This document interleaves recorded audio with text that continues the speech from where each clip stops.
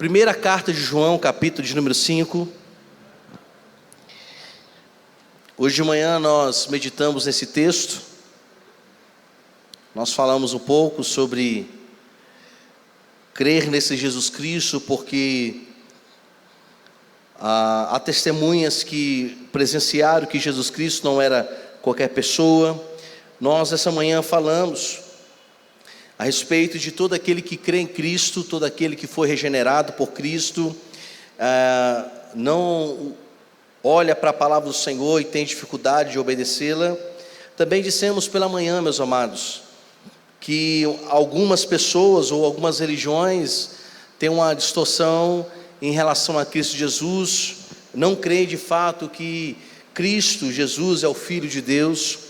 Mencionamos que alguns acreditam que ele foi apenas um grande mestre, assim como os espíritas dizem. Também falamos que o entendimento dos muçulmanos olham para Jesus Cristo e dizem que ele é apenas um grande profeta. Também falamos sobre Ário, que é o arianismo, que é também uma doutrina filosófica que crê que Jesus Cristo foi o primeiro ser criado por Deus, e falamos que não, Jesus também é Deus. Ele também não foi criado por ninguém, ele é Deus. E vamos falar um pouco sobre essa questão da eternidade nos textos um pouco mais adiante na mensagem de hoje à noite. Também nós falamos, meus irmãos, a respeito de um homem, um filósofo grego chamado Cerinto.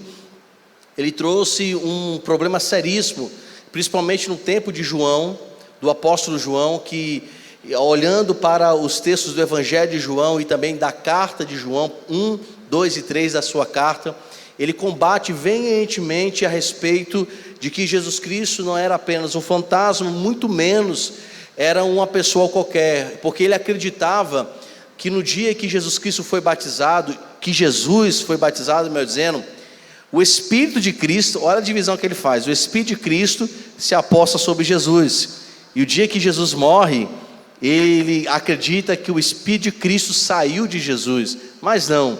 E vimos que João combateu isso, quando fala sobre as testemunhas. Ele fala que Jesus Cristo, ele foi testemunhado pela água.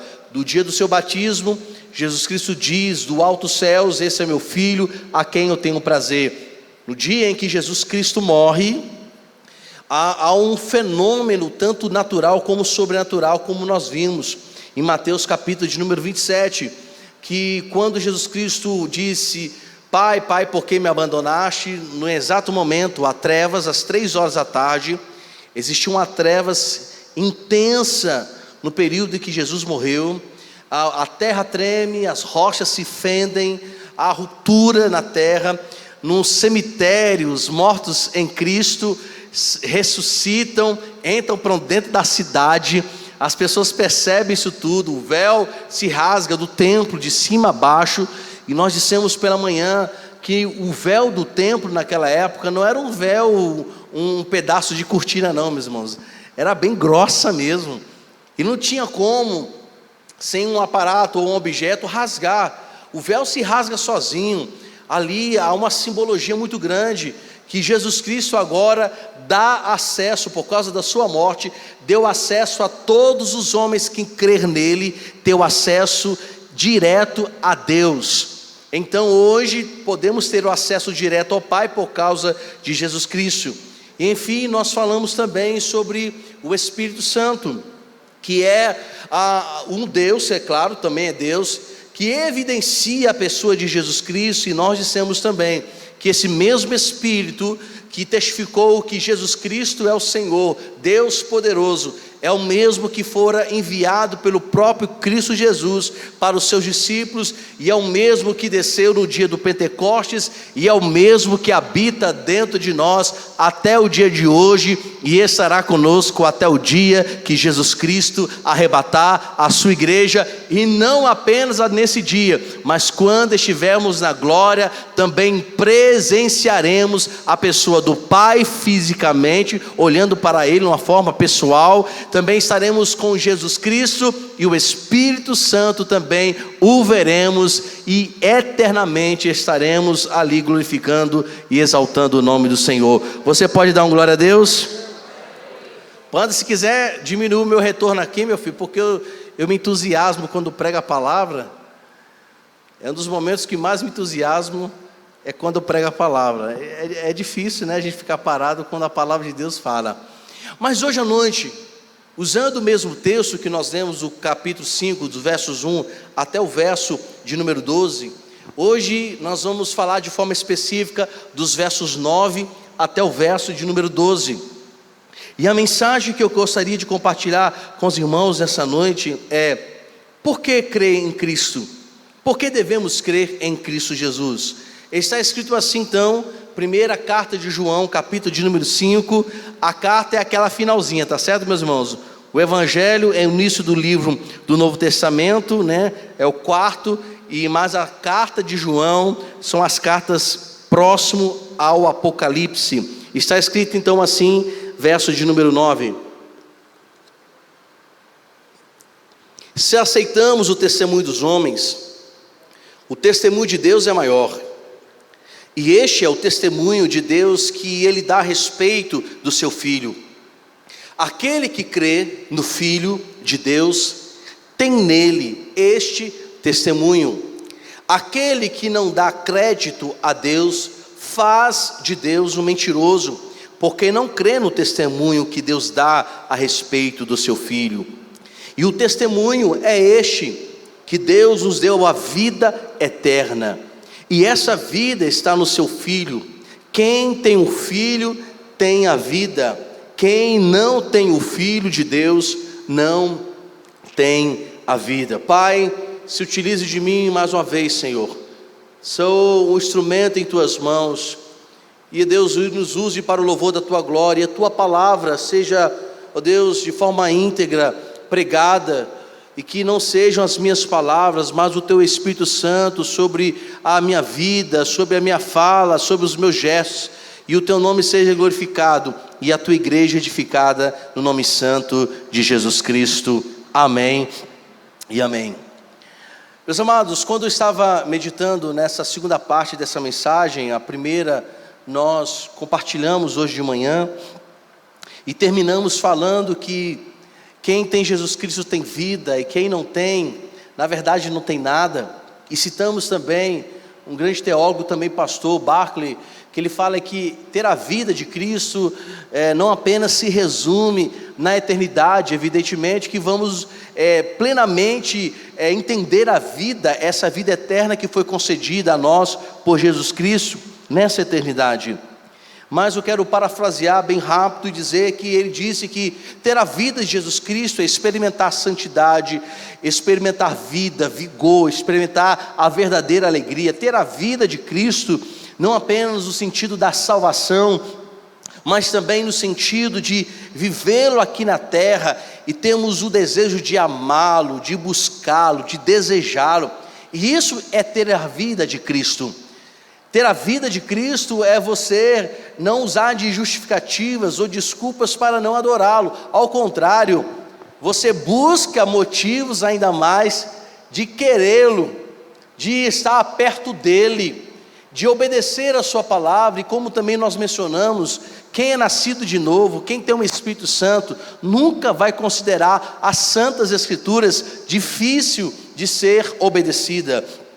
Mas também nós podemos perceber que há uma tendência muito natural em nós de agradar as pessoas, né? Isso é uma tendência muito natural.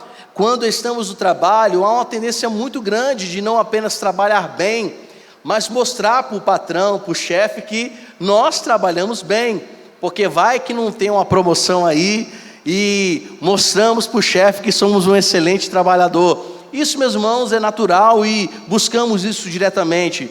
É evidente também que quando estamos na sala de aula, devemos procurar sermos os melhores alunos, e às vezes nós buscamos ser o melhor aluno por um reconhecimento. Isso também é natural, isso não é pecado, isso também é natural. Mas muitas vezes nós queremos agradar mais as pessoas, e nesse agrado às pessoas, pessoas limitadas, falíveis, debilitadas, pessoas como eu e você que tem uma natureza pecaminosa que é contra Deus, muitas vezes queremos agradar os homens, e buscamos agradá-los em todas as coisas.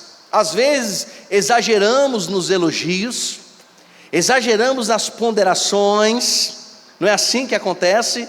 E principalmente quando a pessoa é muito importante, queremos mostrar para essa pessoa que somos também muito importantes, que somos filósofos.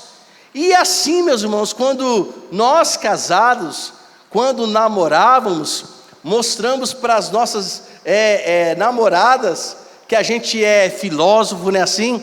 Todo namoro começa assim, o rapaz se torna filósofo, se torna poeta, não é não, minha amada?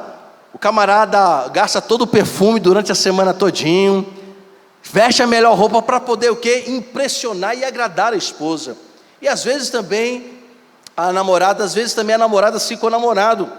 Mas se referindo ao Senhor Deus, nós precisamos agradá-lo acima de todas as coisas. E existem critérios, na verdade, para agradar a Deus. Não há como agradar o Senhor de qualquer maneira. O critério de Deus é muito alto. Mas como podemos agradar um Deus tão santo e maravilhoso? Só podemos de fato agradar o Senhor tendo o Espírito Santo. Não há como dizer ao Senhor que Ele é bom e Ele sorri pelas nossas atitudes se o Espírito Santo não estiver em nós. Porque ninguém consegue se tornar santo de forma automática sem antes não confessar Jesus Cristo como Senhor e Salvador. Não há como ser puro por nós mesmos. Há uma necessidade de dependermos da pessoa do Espírito Santo e confessar as nossas vidas para que possamos ser purificados. Podemos observar, meus irmãos, que muitas vezes há uma distorção muito grande em relação a agradar ao Senhor.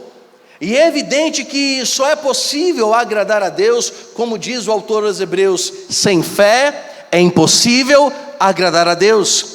Mas a fé que o autor aos Hebreus está falando, no capítulo de número 11, verso de número 6, também em relação à fé que agrada ao Senhor, essa fé que ele está falando não é uma fé adquirida por nós mesmos, não é uma fé adquirida pelas nossas ações, é uma fé que é derramada por Deus, porque se Deus não derramar a fé em nós, para que possamos agradá-lo, a nossa fé humana nunca atingirá o nível de agradar o nosso Deus. E é por isso que também o apóstolo João vai falar sobre a necessidade urgente de agradarmos, ou melhor dizer, crer no Senhor Jesus Cristo. E como nós cremos em Cristo Jesus? O apóstolo João já iniciou a sua palavra dizendo: todo aquele que crê que Jesus Cristo é o Senhor, é nascido de Deus. Primeiro ele começa dizendo que para crer em Deus verdadeiramente há necessidade de nascer de novo. Ele vai falar que a partir da fé que recebemos de Cristo Jesus, podemos contemplar e testificar que Jesus Cristo não é qualquer pessoa. Então aqui o apóstolo João está falando que tudo começa em crer nele, em confessá-lo, em acreditar nele. E essa fé é uma fé de entrega também, é uma fé recebida por Deus para nos entregarmos totalmente a Ele. Então todo aquele que crê, todo aquele que for alcançado pelo Espírito Santo, todos aqueles que foram convencidos pelo Espírito Santo, todos aqueles que creram no Senhor Jesus Cristo, ao doar a sua vida, ao dar a sua vida a Ele, verdadeiramente compreenderão que crer em Cristo Jesus é a melhor coisa nessa vida. E o que nós podemos continuar aprendendo? Que crê em quem crê em Deus, quem crê no Senhor Deus, o Criador, e crê que o testemunho de Deus é verdadeiro, tem Jesus Cristo. Percebam, meus irmãos, no verso de número 9: se aceitarmos o testemunho dos homens, o testemunho de Deus é maior. O que João está falando? Os homens podem testemunhar, os homens podem ter experiências, mas o testemunho de Deus é quem valida a nossa vida em Cristo Jesus. É Deus, a partir de Deus, que nós cremos que Jesus Cristo é o Filho de Deus. E quando fala sobre o testemunho de Deus, fala daqueles que foram impactados pelo Espírito Santo, convencidos pelo Espírito Santo. Por quê? Porque se o Espírito Santo não estiver na nossa vida, também nós não vamos crer que Deus tem testemunho para dar em relação ao seu Filho. E aqui entra um problema sério na nossa vida.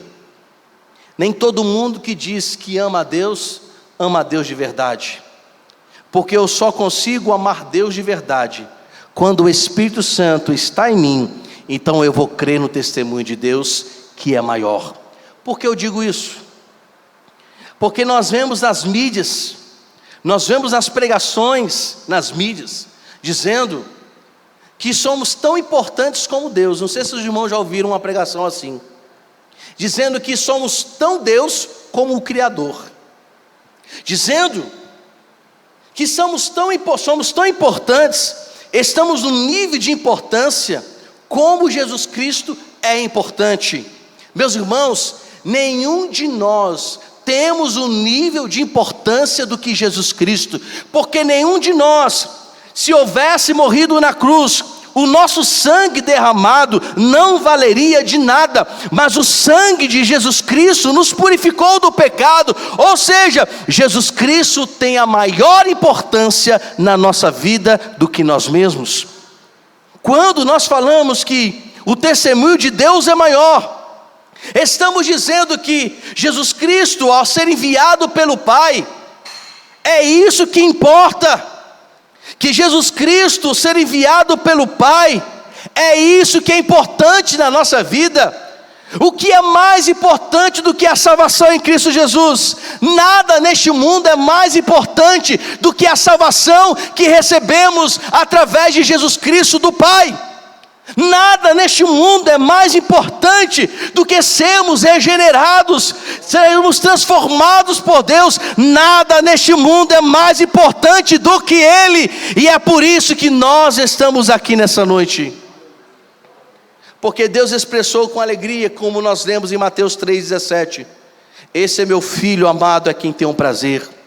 Quando os discípulos estavam no monte da transfiguração, isso nós vemos relatado tanto em Mateus como em Lucas, que naquele momento, quando há uma transfiguração, está ali os discípulos, 2 discípulos olhando, eles veem Elias e Moisés, e dentro de uma nuvem, o Senhor diz, de forma audível aos discípulos: este é meu filho, eu tenho prazer nele. Este é o meu filho, eu me alegro nele. Então, meus irmãos, se Deus dá grande importância ao seu filho, tem alegria no seu filho, e como disse Paulo aos Colossenses, aprove Deus tem em Jesus Cristo toda a plenitude. Então logo, meus irmãos, o testemunho de Deus a respeito do Filho é que nos importa. Jesus Cristo é a pessoa mais importante da nossa vida, mais importante do que todas as coisas. Então, se Deus deu testemunho do seu Filho, e se agradou do seu Filho, amava o seu Filho, se alegrava com o seu Filho, então nós, pecadores, também devemos ter alegria em Cristo Jesus. Mas eu faço uma pergunta a todos nós: Jesus Cristo é a nossa maior alegria?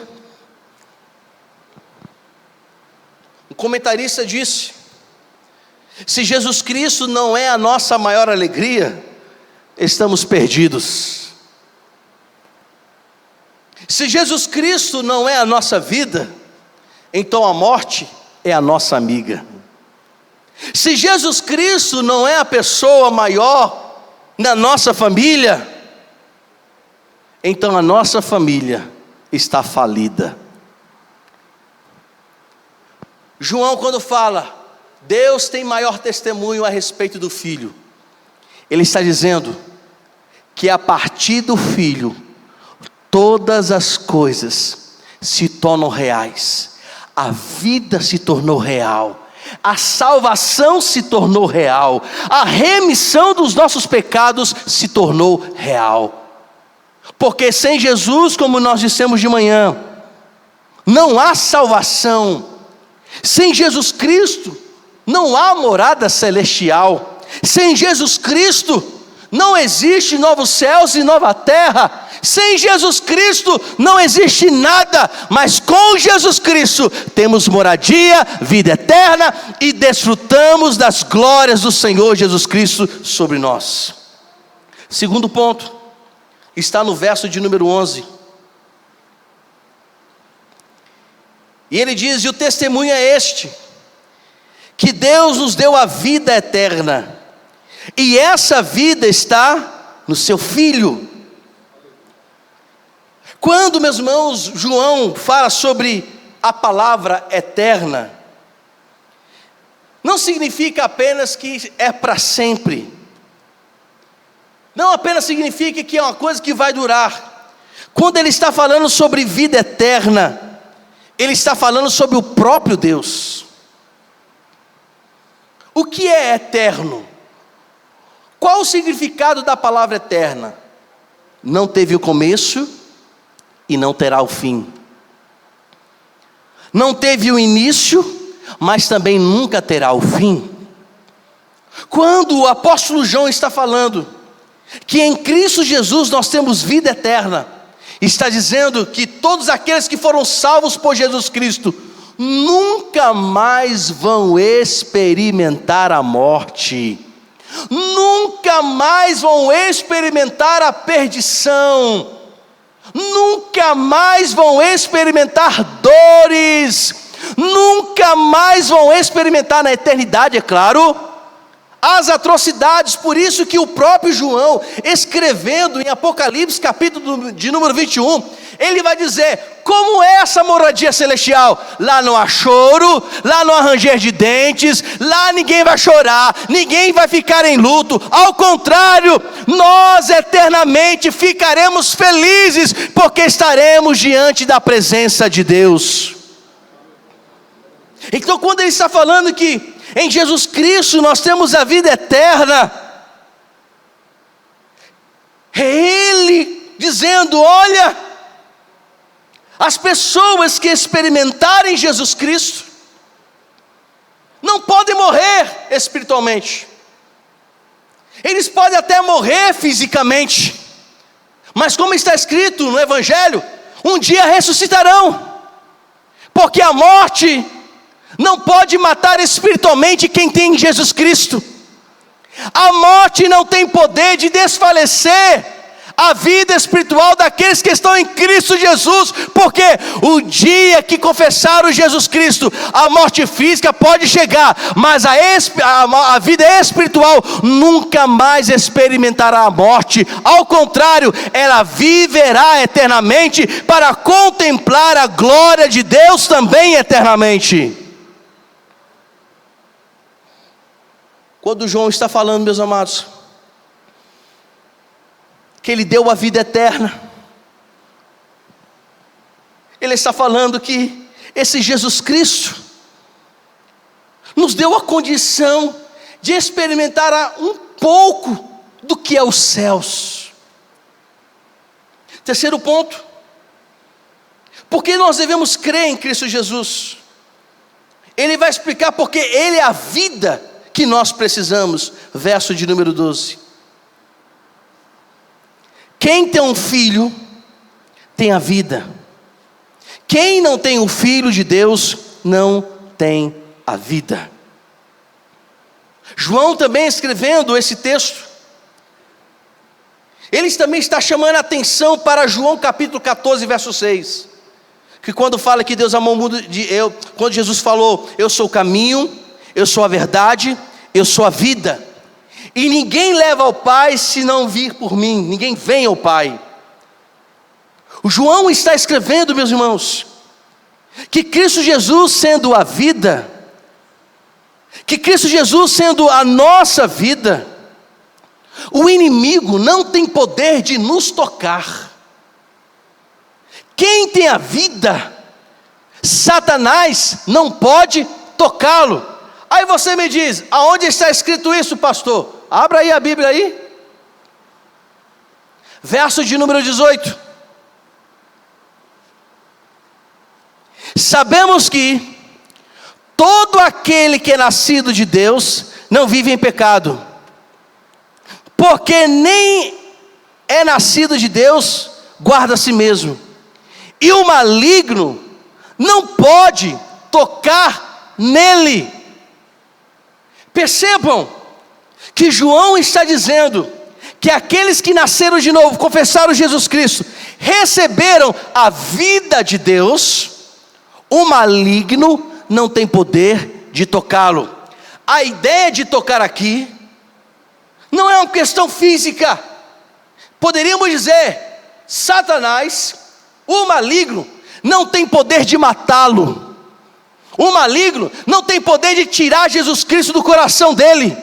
Satanás não tem poder de usurpar a salvação dessa pessoa.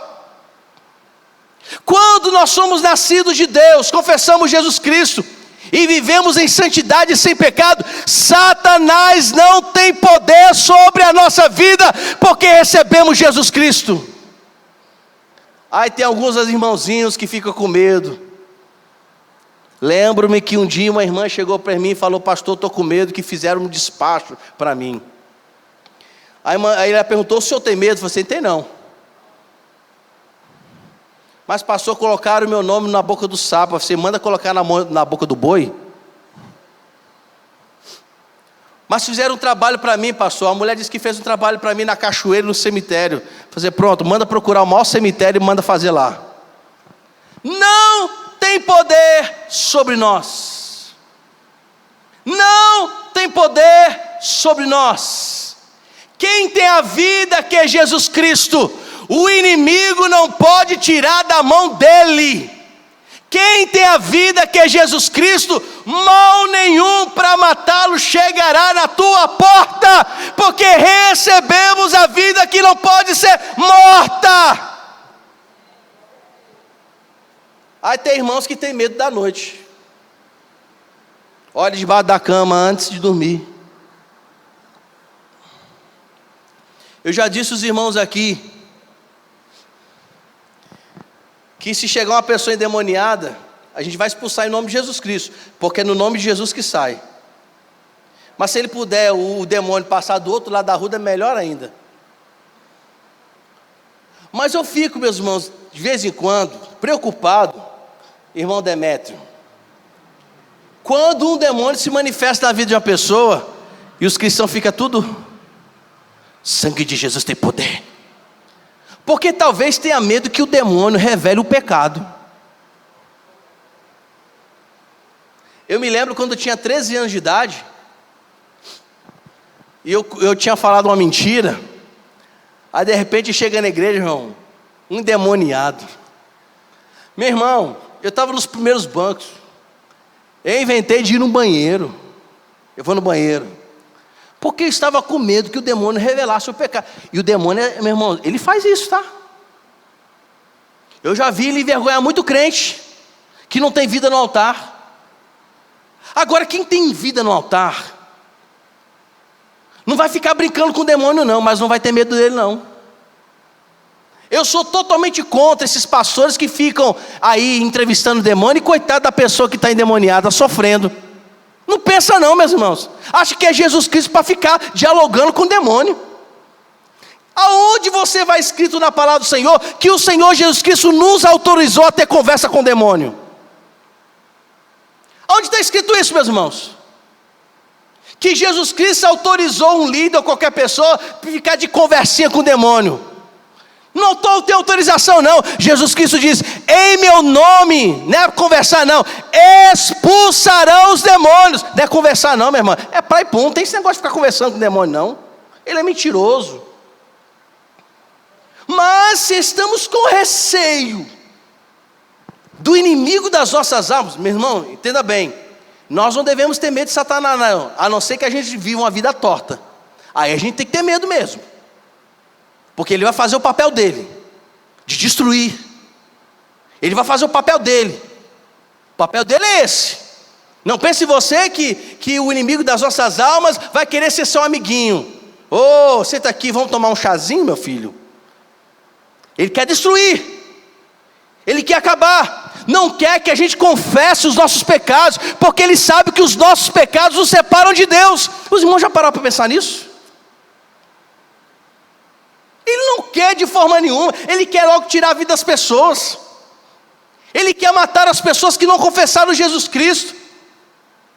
É por isso que Ele luta contra nós, nos tentando. Ele não tem poder de nos tocar, porque aqueles que receberam nova vida em Cristo Jesus e vivem em santidade, Ele não tem esse poder de tocar não, meu irmão, a não ser que Deus permita. Mas fora isso, cidadão, se o negócio está torto na tua vida, coloca logo a tua vida em prumo. Porque se a brecha está aberta, ele entra de sola, como diz um amigo meu. Ele de uma brecha faz uma cratera. De uma simples coisa, ele transforma, meus irmãos, o caos. Mas o que o apóstolo João está dizendo? Quem tem a vida, quem foi selado por Deus, pelo seu Espírito Santo, porque confessou Jesus, Satanás, seus demônios, não tem poder de nos tirar a vida. Um dia o inimigo tentou Jesus Cristo, mas não conseguiu. E eu volto a dizer, meus irmãos, a gente tem que tirar isso da nossa cabeça, porque tem pregador que prega errado a palavra do Senhor, dizendo que o dia que Jesus Cristo estava morrendo, o inferno estava em festa. Quem disse que o inferno estava em festa? O inferno estava tremendo, o inimigo das nossas almas estava tremendo, porque sabia que a morte de Jesus Cristo era o decreto final da sua falência.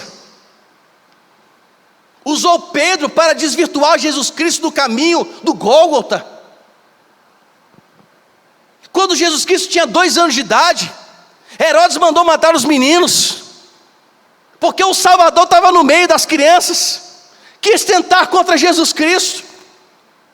Mateus capítulo 4, quando Jesus Cristo foi tentado no deserto, a tentação do inimigo era tirar Jesus Cristo da cruz, mas não conseguiu. A morte até tentou, mas Ele, Jesus Cristo, também tinha o poder sobre a morte. É onde que Paulo, escrevendo ao Coríntios, diz: aonde está, ó morte, a tua vitória? Vencido fostes pela vitória. E quem é a vitória? Jesus Cristo.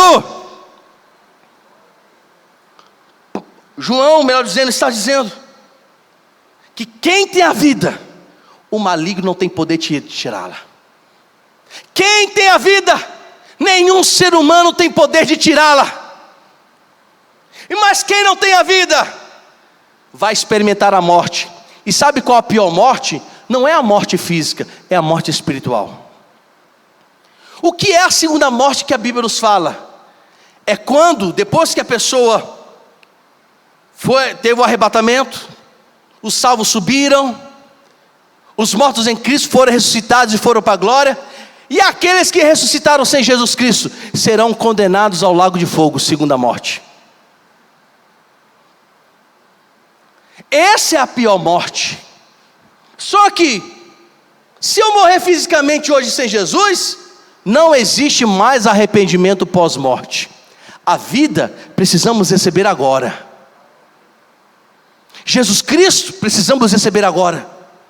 Porque depois, quando alguém morrer sem Jesus, será ressuscitado para ser condenado. Observe, meus irmãos, a palavra que João está nos trazendo. Quem tem o Filho tem a vida, tem salvação, tem garantia. Quem tem Jesus Cristo já tem morada celestial preparada. Quem tem Jesus Cristo já pode esperar verdadeiramente a sua volta, porque quem tem Jesus tem isso à disposição. Mas quem não tem, não vai ter nada disso. João, meus irmãos, na verdade está trazendo a segurança para nós. Ele está assegurando que aqueles que são de Jesus Cristo, aqueles que pertencem ao Pai, podem andar descansados e sorrindo à toa. Eu sei, meus irmãos, que nós somos limitados, debilitados, Tem dia que bate aquela fraqueza, aquela tristeza. Mas deixa eu falar uma coisa para você. Você tem a vida? Então relaxa. Você tem a vida? Então sorria. Você tem a vida? Então não anda ansioso não. Você tem a vida? Fique despreocupado. Não no sentido preguiçoso, mas antes preocupado. Porque a maior garantia nós já recebemos. Muito mais do que o ouro perecível. Muito mais, meus irmãos, do que as benesses deste mundo. Nós já temos o maior benefício de todos os tempos. E qual é o maior benefício do Pai? Qual é a maior riqueza de Deus? Jesus Cristo em nossa vida. Temos a maior riqueza que o homem não pode comprar, mas foi dado por Cristo Jesus.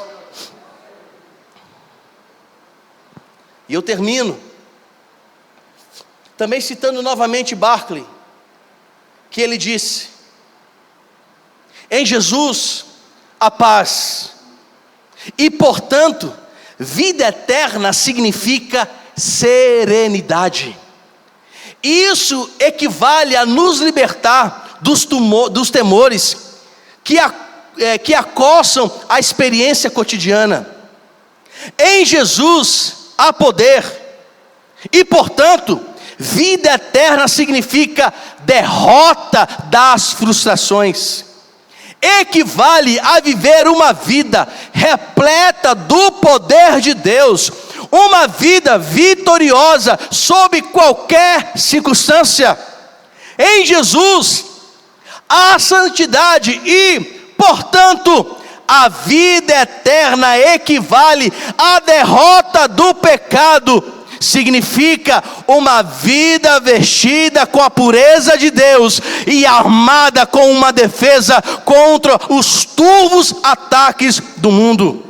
Em Jesus há amor e, portanto, a vida eterna significa o fim do rancor e do ódio.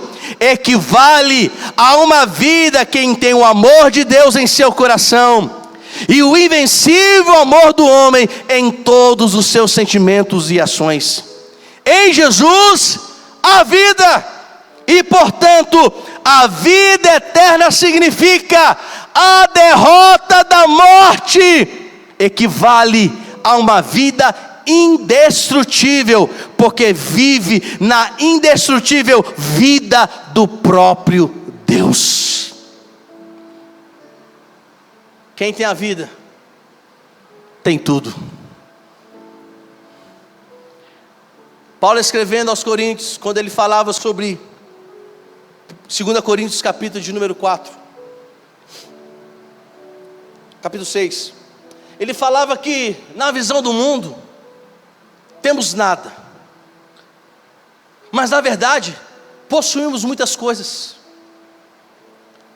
Paulo escrevendo a Coríntios fala que podemos estar tristes, mas por causa de Jesus Cristo, não ficamos abatidos.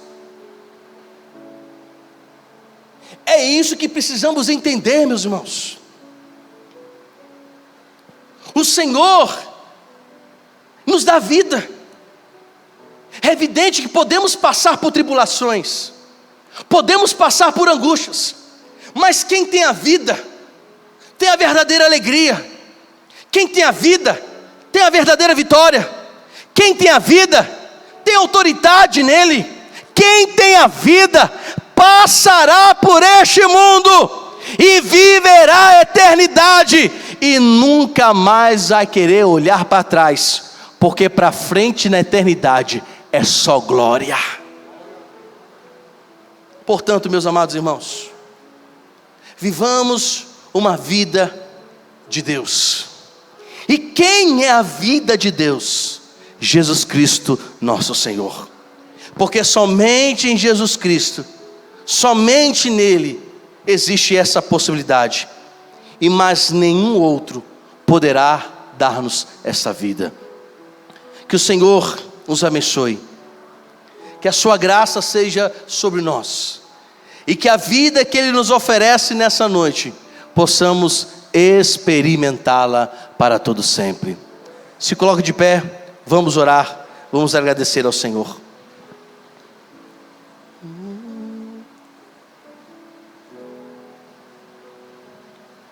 Tem até uma música que antigamente cantava: quem tem Jesus tem tudo, quem não tem não, tem nada.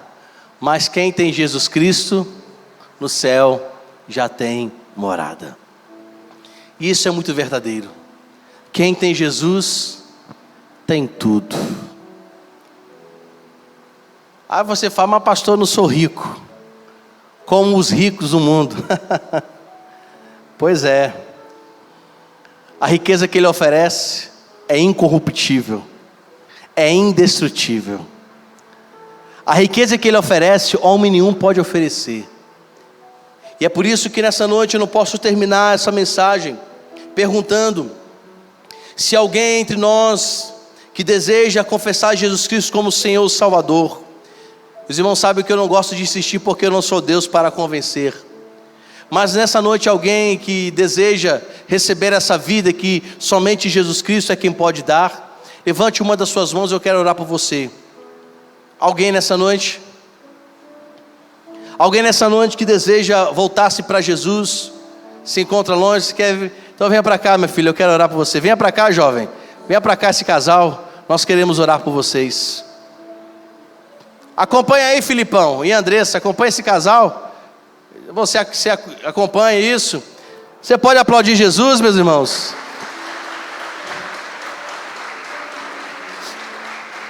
Há mais alguém nessa noite?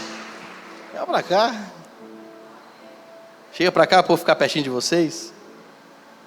Qual é o seu nome? Seu amigão. Everton. Eita, nome bonito, hein? Poliana e Everton. Aqui estão, meus irmãos, Everton e Poliana. Estão voltando. E coisa maravilhosa. Que Jesus vai restaurar poderosamente a vida de vocês. Vocês creem nisso? Que esse Jesus que nos libertou nos ajudará. Então vocês estão reativando. Que coisa linda. Vocês permitem compartilhar ou só não? Se não tiver concedido, não tem problema não. Não? Vocês querem fazer um voto novamente diante de todos? Liga para mim de casamento? Não? Meus irmãos, eita! Seja abençoado, queridão.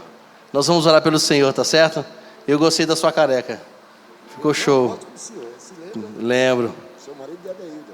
Eu sei, eu lembro do senhor. Muito feliz. Meus irmãos, Everton e Poliana, além de confessar Jesus Cristo, eles estão renovando os seus votos de casamento, porque estavam divorciados. Mas hoje estão arreatando esse lindo e maravilhoso casamento.